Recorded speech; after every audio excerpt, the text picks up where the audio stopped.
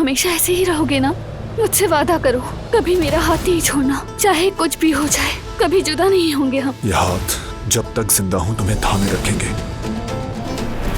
मैं फराद के साथ तुम्हारी शादी पर राजी नहीं हूँ। प्लीज तुम मुझसे दूर रहो फराद। अब मैं तुमसे दूर नहीं रहूंगा, समझी तुम? इस बार ये मेरी जिद है गुल। मैं गुल से शादी करना चाहता हूँ, उससे मोहब्बत करता हूँ और अपनी जिंदगी उसी के साथ गुजारना चाहता हूँ। लगता है दिमाग खराब हो गया है तुम्हारा। मैं इस शादी को हरगिज कबूल नहीं करती और ना ही मैं इसकी इजाजत दूंगी। मैं भी नहीं दूंगा।